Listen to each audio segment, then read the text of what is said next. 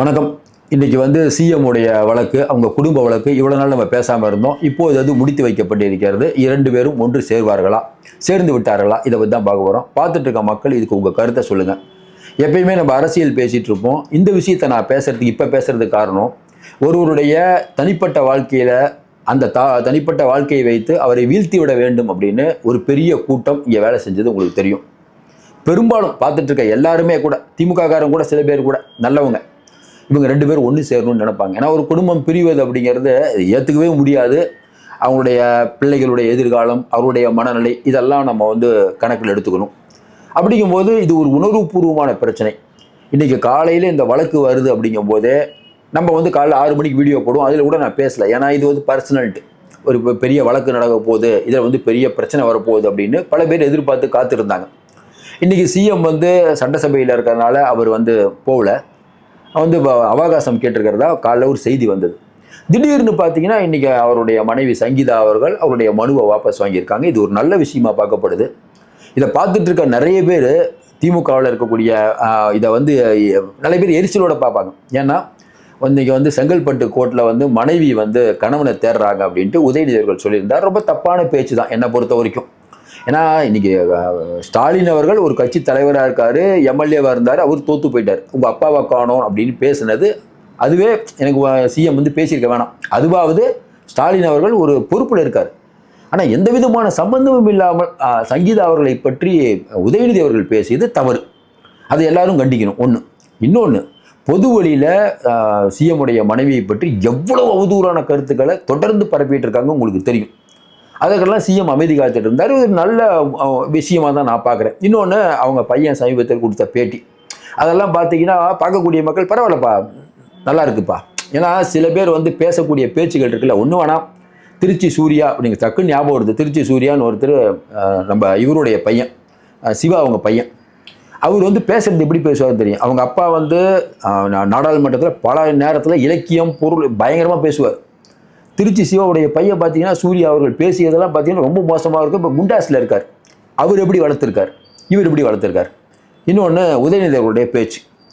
அப்போ உதயநிதி அவர்களை எப்படி வளர்த்துருக்காங்க. அப்போ இன்றைக்கி என்னென்னா, ஒரு பண்பு தவறிய பிள்ளையை பெற்றவர் பேர் சொல்லி வாழ்ந்ததில்லைன்னு ஒரு பழமொழி எம்ஜிஆர் பாடுவார். அந்த பாட்டு ரொம்ப ஃபேமஸான பாட்டு. இந்த காலத்தில் இருக்கக்கூடிய பசங்களை வளர்க்குறதே கஷ்டம்.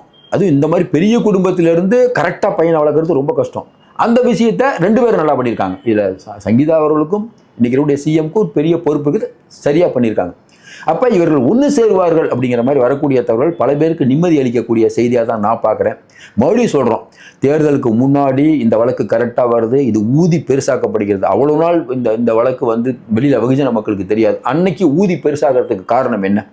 ஆனால் என்ன சிக்கல்னா, திமுகவுக்கு கரூர் சம்பவம் ஆகட்டும், இன்றைக்கி முதல்வருடைய மனைவி அப்பயே பிரச்சனை, இதெல்லாம் பெருசாக அவங்களால பண்ண முடியல. ஏன்னா அவங்களுக்கு ஒரு பயம் என்னென்னா, இது பெருசாக பண்ணால் சிஎம்க்கு ஒரு பெரிய அனுதாபம் வந்துடும் அப்போ விஜய்க்கு. ஏன்னா நக்கீரன் கோபால் சொல்கிறாரு, நான் சொன்னேன் அவரை தூக்கி பிடிச்சி உள்ளே போடுங்க, அவருடைய வண்டியை பறிமுதல் பண்ணுங்கன்னு சொன்னேன், ஆனால் ஸ்டாலின் கேட்கல.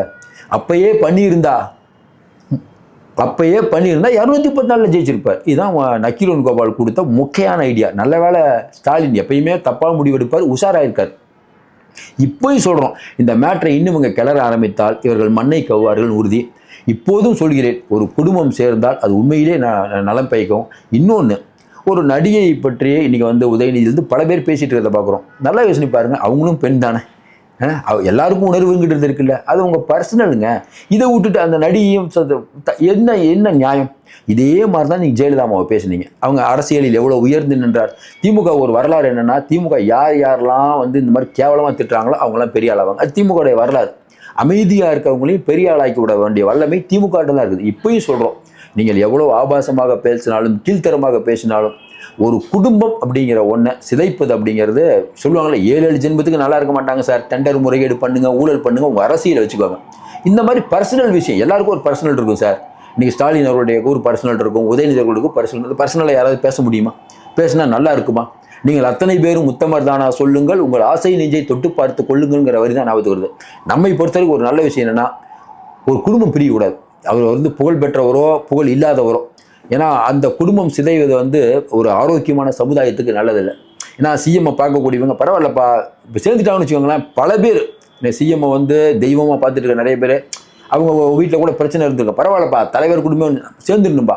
ஏன்னா இன்னைக்கு நல்ல விஷயங்களை இளைய தலைமுறையுடன் விதைக்க வேண்டும். ஏன்னா சிஎம் வந்து இன்னைக்கு வந்து ஒரு அவதார பூஷணா நிறைய பேர் பார்க்கும்போது இன்னைக்கு இளைய தலைமுறையோட பரவாயில்லப்பா அடிச்சாலும் முடிச்சாலும் அவங்க விட்டு கொடுக்க மாட்டாங்கப்பா அப்படிங்கிற வார்த்தை வர வேண்டும்.